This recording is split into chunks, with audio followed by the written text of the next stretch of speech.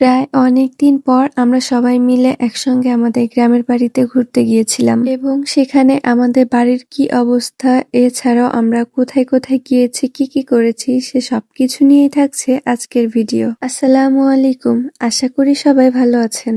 এই তো আলহামদুলিল্লাহ, আপনাদের দোয়ায় আমরাও ভালো আছি। আমরা যেহেতু সন্ধ্যার আগেই চলে আসবো, তাই সকাল সকাল বাসা থেকে বের হয়েছিলাম। আর এইদিকে আমার ইয়ান অটোর ঝাঁকিতে ঘুমিয়ে পড়েছিল, আর বাড়ি যাওয়া পর্যন্ত সে এভাবেই ঘুমিয়েছে। যাই হোক, তারপর এই তো আমরা চলে এসেছি আমাদের গ্রামের বাড়ি।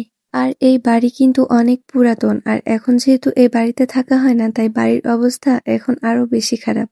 আর এই তো এগুলোও কিন্তু আমাদেরই বাড়ি। ওয়েট, এটা কিন্তু আমার বাবার বাড়ি না, এটা আমার দাদা শ্বশুরের বাড়ি। এক কথায় এটা আমার শ্বশুর বাড়ি। আর এই তো আমরা সবাই মিলে আমাদের বাড়ি একটু ঘুরে দেখছিলাম। আমার কাছে কিন্তু আমাদের গ্রামের বাড়ি অনেক বেশি ভালো লাগে। বাসার সঙ্গেই পুকুর এবং চারপাশে সবুজ গাছপালা দেখলেই মনে অন্যরকম একটা শান্তি কাজ করে। যদিও প্রায় সব গ্রামই এমন, তবে আমার বাবার বাড়ি এলাকায় পুকুরের পরিমাণ খুবই কম। যাই হোক, এদিকে আমার এক খালা শাশুড়ি মাছ কাটছিল, আর এগুলো কিন্তু আমাদেরই পুকুরের মাছ। মাছগুলো এই পুকুরের। এদিকে আমার খালু শ্বশুর মাছ ধরছিল বড়শি দিয়ে, আর ওইদিকে আমার খালা শাশুড়ি মাছ কাটছিল। নিজেদের পুকুরের মাছের স্বাদ কিন্তু একদমই আলাদা।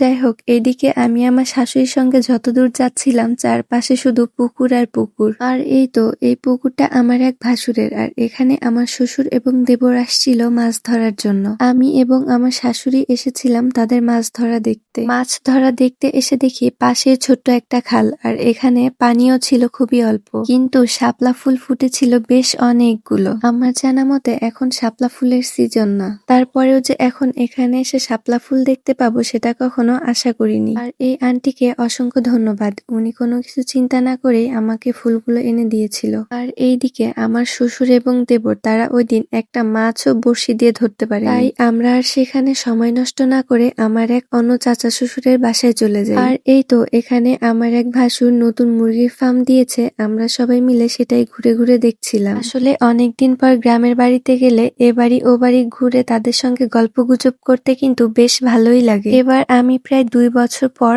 আমাদের গ্রামের বাড়িতে গিয়েছিলাম, আর এখানে আলহামদুলিল্লাহ আমার সময়টা অনেক ভালোই কেটেছে। ভাবিদের বাসায় যাওয়ার কারণে ভাবি খুশি হয়ে তাদের গাছ থেকে কমলা ছিঁড়ে দিয়েছিল। ভাবিদের উঠানে মাশাআল্লাহ বেশ অনেক ফুল ফুটেছিল, তাই একটু দেখছিলাম। আর এই তো আমাদের ঘোরাঘুরি শেষ, আমরা সবাই বাসায় আসার উদ্দেশ্যে রওনা হয়ে যাই। আসার সময় চোখে পড়লো রাস্তার পাশে মেলার মতো বসেছে, আর এটাকে নাকি ওরস বলে। এখানে কিন্তু বেশ অনেক দূর থেকেই বাস ভরে ভরে মানুষ আসছিল। বিষয়টা একটু হাস্যকর লাগছিল।